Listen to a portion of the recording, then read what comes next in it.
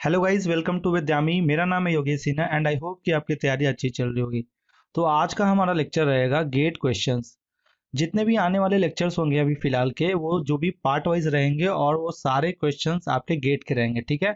जैसे ही हमारा गेट का क्वेश्चन सारा खत्म हो जाएगा तो फिर हम ईएससी के क्वेश्चंस लेने वाले हैं, जो कि बिल्कुल बेस्ड रहेंगे बेसिक कॉन्सेप्ट पे। हमारा एक यूनिट खत्म हो चुका है लेक्चर में, पूरा टोटल करीब 10 से 11 लेक्चर है आपका। उसमें आपका सिर्फ और सिर्फ बेसिक कंसेप्ट के थ्योरी थे और कुछ सॉल्व एग्जांपल लिए थे हमने। अब उस पे हम सिर्फ और सिर्फ गेट के क्वेश्चंस और ईएससी के क्वेश्चन हम बनाएंगे, जो कि मैंने गेट के प्रीवियस और ईएससी के प्रीवियस से छाटे हैं। जब हमारा 25 टू 30 क्वेश्चन गेट के खत्म हो जाएंगे तो फिर हम ईएससी का क्वेश्चन लेंगे और उसके बाद फिर हम आगे नेटवर्क थ्योरम की ओर पढ़ेंगे, ठीक है। क्यों? क्योंकि बेसिक कंसेप्ट पे जितने भी मैंने पढ़ा है उस पे हमें गेट क्वेश्चंस और ईएससी क्वेश्चन करना ही करना है, क्योंकि हमारा उसी से कॉन्फिडेंस बूस्ट होगा। हमारा कॉन्फिडेंस आएगा तो सिर्फ ये प्रीवियस ईयर के क्वेश्चन करने से आएगा और हम अच्छे कॉन्सेप्ट को सीखेंगे इसी को अप्लाई करके, ठीक है। तो हमारा अब टारगेट रहेगा कि क्वेश्चन को फोड़ेंगे और एग्जाम में ना छोड़ेंगे, ठीक है। जो भी क्वेश्चन आएंगे उसको फोड़ेंगे और एग्जाम में कभी भी नहीं छोड़ेंगे, ठीक है। तो हमारा यही टारगेट है और इसी टारगेट को लेके हम आगे बढ़ेंगे, ठीक है। तो हमारा गेट का पहला क्वेश्चन है, और चूंकि मैं पहले बता दूं कि आपका हर लेक्चर में पार्ट 1 से लेके पार्ट 10 तक आएगा, जिसमें हर लेक्चर में आपको 3 गेट के प्रीवियस ईयर क्वेश्चंस लेंगे, क्योंकि ज़्यादा क्वेश्चन लूंगा तो वीडियो लंबा होगा और कम क्वेश्चन लूंगा तो वीडियोस के नंबर्स बढ़ जाएंगे, ठीक है। तो मैं एक एवरेज अमाउंट जो कि 3 क्वेश्चन है, मैं 3 क्वेश्चन के साथ हर लेक्चर में डिस्कस करूंगा, जिसमें 3 क्वेश्चन प्रीवियस ईयर के रहेंगे और उससे अच्छे कॉन्सेप्ट को सीखेंगे, ठीक है। ओके, तो हम शुरू करते हैं। हमारा गेट का पहला क्वेश्चन क्या है? क्वेश्चन कि all the resistances in the circuit are 1 ohm. जितने भी रेसिस्टेंस है ये आपके, ये सारे 1 ओम के हैं। The value of current I, ये आपको जो आई है यही आपको निकालना है। ये आपका गेट 1992 में 1 मार्क का पूछा गया है, ठीक है। तो हम क्या निकालेंगे? सबसे पहले ये आपको दिख रहा होगा सीरीज एंड पैरेलल का रेसिस्टेंस का कॉम्बिनेशन है, यानी कि जो हमने पढ़ाया था topic series series and parallel combination से ये आपका क्वेश्चन है, ठीक है।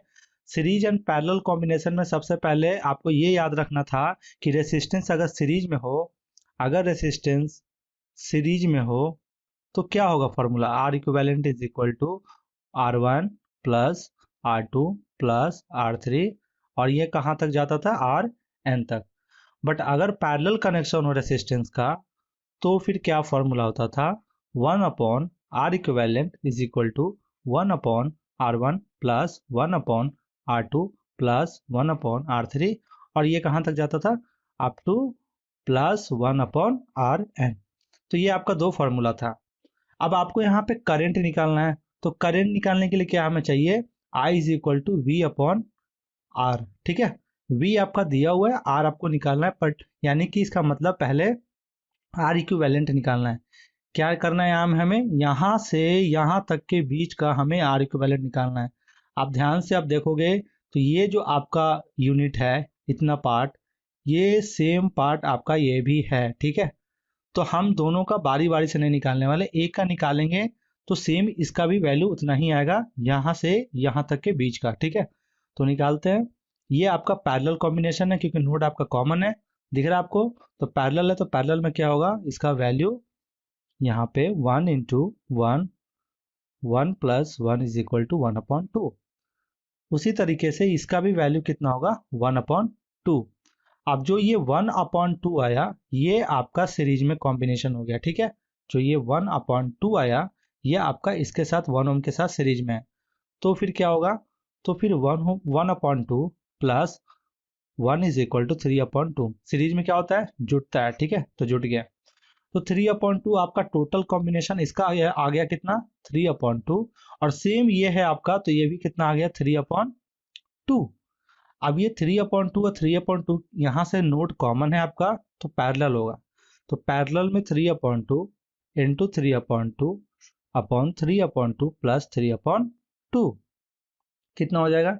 9 अपॉन 4 अपॉन 6 अपॉन 2, ठीक है। 6 अपॉन 2। तो यहाँ से कटने लायक है तो काटिए, तो आपका हो जाएगा यहाँ पे 3 अपॉन 4। तो ये पूरा का कॉम्बिनेशन आपका कितना आया? ये पूरा का ये 3 अपॉन 4 आया। अब ये 3/4 इसके साथ 1 ओम के साथ क्या है, रेसिस्टेंस में है, ठीक है, मतलब सीरीज में है। तो सीरीज में है तो क्या करेंगे, जोड़ेंगे। तो 3/4 प्लस 1 इज इक्वल टू 7/4। 7/4 4 ओम यहाँ तक से यहाँ तक के बीच का इस वाले का आया, और सेम आपका ये भी है, तो इसका भी कितना आएगा, 7/4। अब 7/4 और 7/4 टोटल आया, तो ये दोनों पैरेलल में है। जब पैरेलल में 7/4 और 7/4 ओम का है, तो फिर क्या होगा, 7/4 ये वाला फॉर्मूला लगाएंगे पैरेलल का, तो 7/4 इंटू 7/4 अपॉन 7/4 प्लस 7/4, ओके, कितना हो जाएगा, 49/16 अपॉन 49/4। 49 नहीं होगा, 14 होगा, ठीक है। आपका टोटल 7 प्लस 7 कितना होगा, 14। कुछ कटने लायक है तो हाँ कटेगा, 4 जा कटेगा, और ये कितना होगा, 2, और ये 7, कितना हो जाएगा, 7/8। तो 7/8 ओम यहाँ से यहाँ तक के बीच का आया। अब चूंकि ये 7/8 जो है वो 1 ओम के साथ सीरीज में है, तो 7/8 प्लस 1 इज इक्वल टू 15/8। तो आपका रेसिस्टेंस का आर इक्विवेलेंट का वैल्यू आ चुका है, जो कि है 15/8। आपको क्या निकालना था, I is equal to V upon R. V आपका 1 है, और आपका आर के इक्विवेलेंट कितना आया, 15/8 is equal to 8/15 ampere answer होगा। आपका ऑप्शन डी करेक्ट है। तो इससे आपका कंसेप्ट यहाँ पे क्या लगा था, सीरीज एंड पैरेलल कॉम्बिनेशन का, ठीक है। ओके, नेक्स्ट बढ़ते हैं। For the circuit shown in figure, the capacitance measured between terminal B and Y. B ये है आपका, Y ये है, और दोनों के बीच में आपका इक्विवेलेंट कैपेसिटेंस पूछ रहा है। आप यहाँ पे नोटिस कर रहे होंगे, ये आपका गेट 1999 में 1 मार्क आया था, ठीक है। तो आप यहाँ नोटिस कर रहे होंगे कि इस वाले नोड से, ये आपका नोड ही तो है क्योंकि एलिमेंट का यहाँ पे कॉमन पॉइंट है, तो इस नोड से 2 एलिमेंट गए हैं, एक CC एक CS, ठीक है। उसी तरीके से इसका भी है, ठीक है, CC और CS का इस नोड से भी। आप देख रहे होंगे कि जब ये एलिमेंट ऊपर की ओर गया तो R से जुड़ा हुआ है, और ये R आपका जुड़ते हुए CS से जुड़ते हुए क्या हो गया, ग्राउंड। उसी तरीके से CC भी R से जुड़ा हुआ है, और ये आपका क्या हो गया, ग्राउंड। CS भी आपका ग्राउंडेड है, और CSE भी ग्राउंडेड। टोटल चारों एलिमेंट जो बाहर के हैं, ये सारे क्या हैं, एक साथ ग्राउंडेड है। मतलब इस सर्किट को हम कुछ ऐसा लिख सकते हैं क्या, सी सी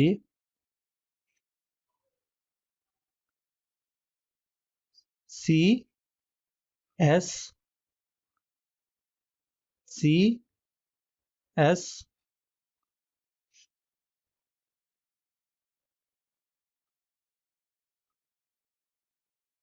सी सी, और यहाँ पे सी सी, और ये चारों को हम एक साथ क्या कर देंगे, ग्राउंडेड कर देंगे। यहाँ पे क्या है, ग्राउंडेड है, ठीक है, ये आपका क्या है, ग्राउंडेड है।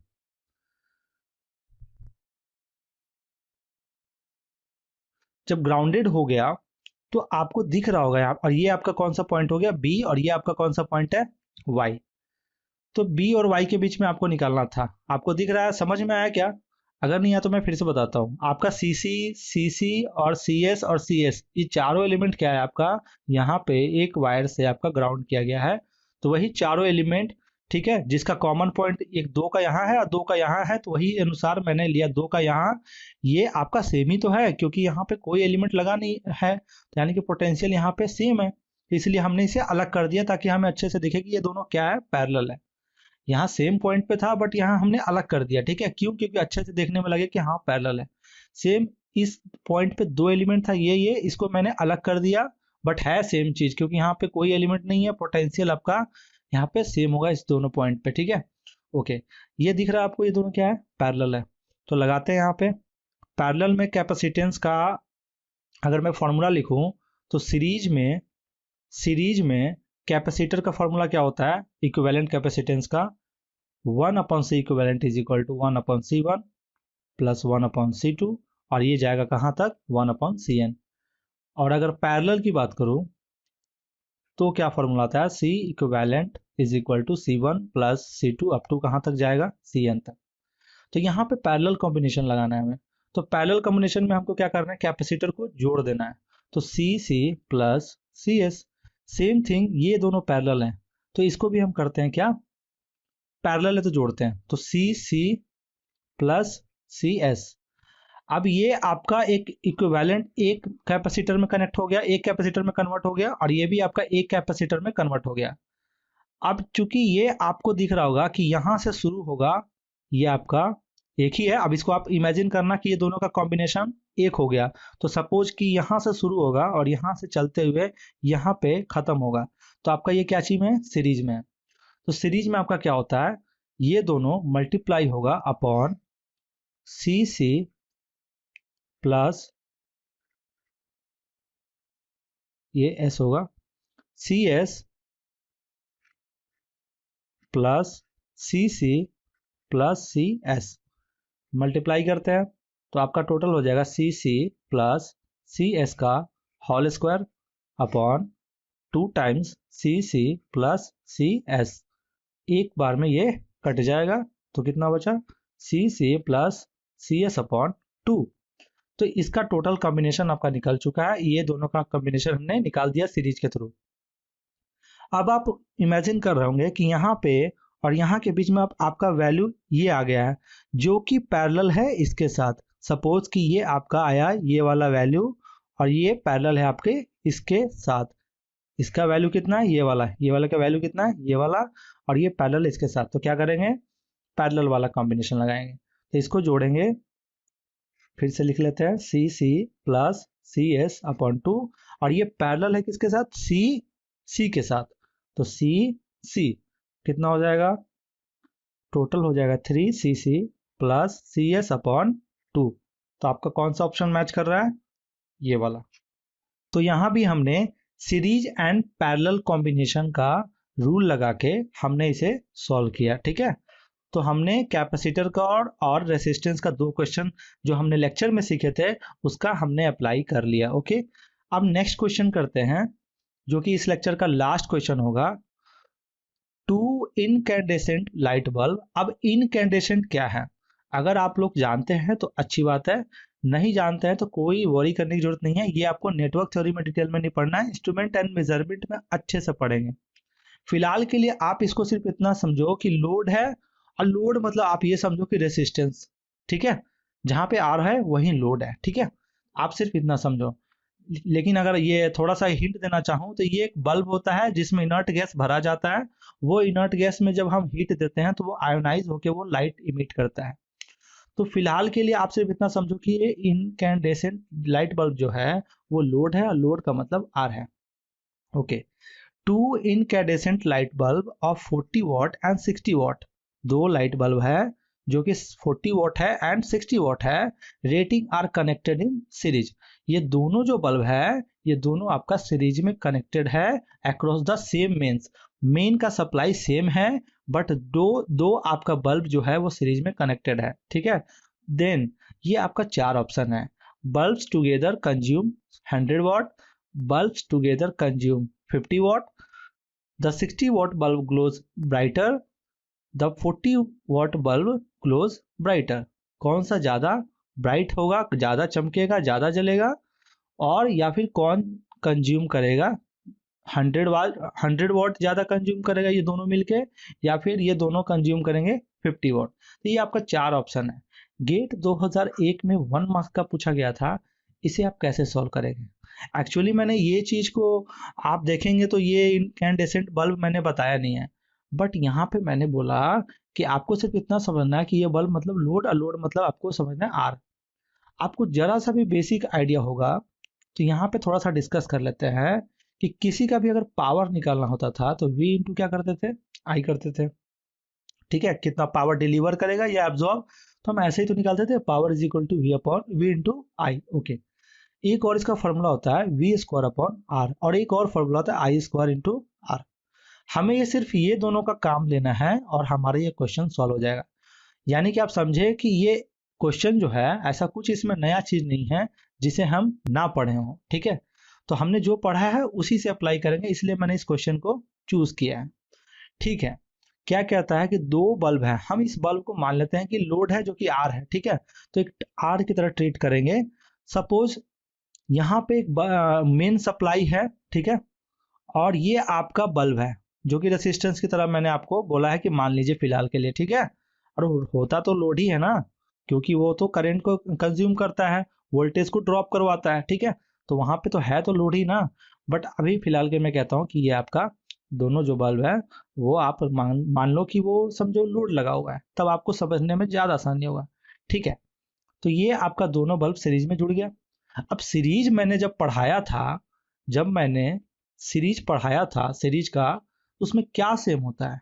करंट सेम होता है, आई सेम होता है। बट जब पैरेलल पढ़ाया था, पैरेलल कनेक्शन, पैरेलल, तो उसमें क्या था? पैरेलल में मैंने पढ़ाया था कि वोल्टेज आपका क्या होता है? सेम होता है, ठीक है। तो यहाँ तो सीरीज है, इसका मतलब आई इसमें भी सेम है और इसमें भी आई क्या है? सेम है। ओके। आपको यहाँ पे क्या करना है कि सपोज आप दोनों का सप्लाई क्या है? मेन है जो कि सेम है। यानी आपको अब जो कि घर का सप्लाई जो होता है एसी करंट, वो वैरी करता है, ठीक है। कुछ ना कुछ तो वैरी करता रहता है। +-5 का आप ले सकते हैं परसेंटेज कि वो वैरी करता रहता है, ठीक है। बट आपको यहाँ पे ये मानना है कि ये वोल्टेज दोनों के लिए सेम, क्योंकि जब वैरी करेगा तो ये दोनों के लिए तो सेम ही होगा ना। जितना वोल्टेज भी वैरी कर जाए, बट जब वोल्टेज एक पर्टिकुलर टाइम पे एक पर्टिकुलर वोल्टेज जो जनरेट होगा वो दोनों के लिए तो सेम रहेगा। ओके। तो यहाँ पे आपको अगर लगाना है फॉर्मूला, तो सपोज कि P1 is equal to V square upon R1। Suppose इसका रेसिस्टेंस हमने माना R1 और इसका रेसिस्टेंस माना हमने क्या? R2। तो इसका पावर कितना होगा? वो होगा वी स्क्वायर अपॉन R1। दूसरे वाला का निकालते हैं, P2 is equal to V square upon R2। अब चूंकि ये कांस्टेंट है, सेम है, तो हम कुछ ऐसा लिख सकते हैं कि P1 जो है वो इनवर्सली प्रोपोर्शनल है R1 का, और ये इसको लिख सकते हैं P2 जो है वो इनवर्सली प्रोपोर्शनल है R2 का। यानी जिसका पावर ज्यादा होगा उसका रेसिस्टेंस क्या होगा? कम होगा। तो यहाँ पे आप देखिए कि सबसे कम पावर किसका है? सबसे कम पावर 40 वॉट वाला क्या है, जिसको हमने R1 माना था। क्योंकि पावर जो है ये P1, इसको हम क्या है? P1, और ये क्या है आपका? P2। तो पावर जो है वो लेस है किसका? P1 का P2 से, P2 से। तो चूंकि जब P1 लेस है P2 से, और P1 जो है वो इनवर्सली प्रोपोर्शनल है R के, P जो है पावर वो R की इनवर्सली है, इसका मतलब कि R1 ग्रेटर हो जाएगा R2 से। समझ में आ रहा है? ये पावर है, और पावर जो है वो रेसिस्टेंस का इनवर्सली प्रोपोर्शनल है।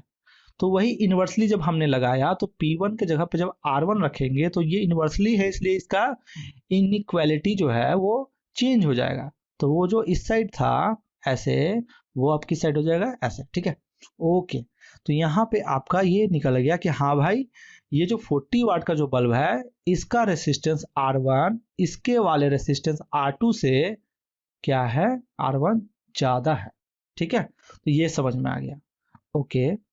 अब आपको यहाँ पे देखना है कि पावर कौन ज्यादा कंज्यूम करेगा या फिर पावर कौन ज्यादा ब्राइट करेगा। एक चीज मैं बता दूं आपको, जिसके अक्रॉस वोल्टेज ज्यादा होगा, जिसके अक्रॉस वोल्टेज ज्यादा होगा उसी के अक्रॉस ज्यादा ब्राइट होगा, ज्यादा चमकेगा, ठीक है। तो अब जैसे कि दो रेसिस्टेंस है, मान लो कि ये रेसिस्टेंस है एक और ये रेसिस्टेंस है। यहाँ पे वोल्टेज V है जो कि ये सप्लाई दे रहा है इधर की ओर, और ये यहाँ से रिटर्न बैक आ रहा है प्लस माइनस, ठीक है। तो यहाँ सपोज V1 का ड्रॉप होता है यहाँ V2 का, और V1 अगर ज्यादा है V2 से, मतलब इसके क्रॉस वोल्टेज ज्यादा कंज्यूम हो रहा है ना, वोल्टेज ज्यादा ये खींच रहा है। जब वोल्टेज ज्यादा खींचेगा तो ज्यादा चमकेगा भी ना। आप देखते हो कि घर में जब वोल्टेज ज्यादा होता है तो बल्ब ज्यादा जलता है, ज्यादा रोशनी देता है। बट अगर वोल्टेज जो है वो घर का कम आता है तो जो बल्ब का रोशनी है वो भी कम हो जाता है। तो आप ये समझ सकते हैं कि ब्राइट ब्राइट जो है वो वही ज्यादा चमकेगा जिसका वोल्टेज क्या होगा? ज्यादा होगा। समझ में आता है ये बात? ओके। तो यहां से हम निकाल लगाते हैं, power is equal to formula होता है V इंटू आई। अब चूंकि अब आप ये बताओ कि R1 ज्यादा है R2 से, ठीक है ना। अब R1 क्या है? R2 से ज्यादा है। अब जिसका रेसिस्टेंस ज्यादा होगा उसी के अक्रॉस तो वोल्टेज ड्रॉप ज्यादा होगा। अब बोलोगे ये कैसे हुआ, तो ये कैसे हुआ ये बताता हूँ। V is equal to I into R, यानी V जो है वो आपके R के डायरेक्टली प्रोपोर्शनल है। यानी कि अगर रेसिस्टेंस बढ़ता है तो वोल्टेज भी बढ़ेगा, उसके अक्रॉस ड्रॉप बढ़ेगा। ठीक है, अगर रेसिस्टेंस 5 ओम का था पहले और अब हो गया 6 ओम, तो ये रेसिस्टेंस 5 से 6 हो गया तो वोल्टेज भी आपका 5 से 6 होने में आपका वोल्टेज का ड्रॉप ज्यादा होगा, क्योंकि डायरेक्टली प्रोपोर्शनल है। उसी तरीके से जब R1 ग्रेटर देन R2 है, इसका मतलब V1 ग्रेटर देन V2 होगा। जिसका रेसिस्टेंस ज्यादा होगा उसी का वोल्टेज ड्रॉप उसी के अक्रॉस वोल्टेज ज्यादा होगा। ओके, अब बात आई यहाँ पे पावर निकालने की। तो चूंकि हम जानते हैं कि इसमें करंट क्या है, सेम है, करंट क्या है, सेम है, तो दोनों के लिए तो सेम करंट है, तो करंट का तो मुद्दा ही खत्म हो गया। आपको जो बताना है वैल्यू वो V पे बताना है। अब आपको पता है कि जिसके अक्रॉस किसके अक्रॉस वोल्टेज ज्यादा है, R1 के अक्रॉस आपका वोल्टेज का ड्रॉप ज्यादा है, वोल्टेज उसके अक्रॉस ज्यादा है। इसका मतलब आपका जो ये टोटल जो है आपका V1, ये आपका ज्यादा अक्रॉस उसके वोल्टेज है, किससे, V2 से। तो यानी कि ये ज्यादा वोल्टेज का ड्रॉप करवा रहा है, वोल्टेज का ज्यादा ड्रॉप करवा रहा है। इसका मतलब ये ज्यादा वोल्टेज को कंज्यूम कर रहा है, वोल्टेज ले रहा है, और वोल्टेज ले रहा है मतलब ये ज्यादा चमकेगा। सिंपल सा फंडा है। घर में वोल्टेज ज्यादा आता है ना तो बल्ब ज्यादा जलता है, वोल्टेज ज्यादा तो बल्ब भी ज्यादा ग्लो होता है, वोल्टेज कम देन बल्ब भी कम ग्लो होता है। अब R1 ज्यादा है R2 से, ये तो आपको P1 लेस देन P2 से समझ में आ गया, ये वाला इक्वेशन से। ठीक है, अब R1 ज्यादा है तो उसके क्रॉस वोल्टेज V1 भी ज्यादा होगा। वो V is equal to I R, ohm's law से आपको निकाल लिया आपने। तो सिंपल सा फंडा है, P1 is less than P2, उससे हमने निकाला R1 is greater than R2। और जब R1 ज्यादा है तो V1 भी ज्यादा होगा, और जब V1 ज्यादा है यानी ये ज्यादा वोल्टेज इसके क्रॉस है तो ये बल्ब ज्यादा ग्लो करेगा। क्योंकि ये V1 किसका है, ये V1 आपका 40 वाट का है, ये 40 वाट है और ये आपका 60 वाट है। तो 40 वाट का वोल्टेज इसके क्रॉस ज्यादा है, यानी 40 वाट बल्ब ग्लोज ब्राइटर, किससे, 60 वाट के बल्ब से। समझ में आ गया? फिर भी नहीं समझ में आता है कमेंट करो, मैं अच्छे से एक्सप्लेन कर दूंगा। ठीक है, ओके। तो हमारा ये 3 वीडियो, मतलब एक वीडियो में 3 हमने क्वेश्चन देखा और अच्छे से आप समझ गए होंगे कैसे इसको प्रोसीड करना था। कुछ तो कॉन्सेप्ट बिल्ड हुआ होगा ना, अगर हुआ है तो कमेंट में बताओ। ठीक है, आगे भी हम क्वेश्चन लाने वाला है। ये पार्ट 1 था, पार्ट 2 हम पढ़ाएंगे, उसमें भी हम क्या लेंगे, गेट क्वेश्चन। और ऐसे पार्ट 10 तक हम सिर्फ और सिर्फ क्वेश्चन लेंगे, जो कि हर लेक्चर आपका 3 क्वेश्चन का होगा। जैसे ही पार्ट 10 तक गेट क्वेश्चन खत्म हो जाएगा तो फिर हम ESE का क्वेश्चन लेंगे। ठीक है, तो क्वेश्चन ही क्वेश्चन करने वाले हैं, इसीलिए मैंने बोला क्वेश्चन को फोड़ेंगे और एग्जाम में ना छोड़ेंगे। ठीक है, ओके। आपके ट्रस्ट और सपोर्ट के लिए बहुत बहुत थैंक यू। अगर वीडियो पसंद आता है तो लाइक कीजिए, और अगर आपको कोई सुझाव है या फिर आप कुछ और वीडियो चाहते हैं तो कमेंट कीजिए, और प्लीज़ इसे शेयर करना ना भूलें अपने दोस्तों के साथ, और चैनल को प्लीज़ सब्सक्राइब कीजिए। ओके, तो मिलते हैं अगले लेक्चर में अगले क्वेश्चन के साथ। ओके, तब तक के लिए थैंक यू।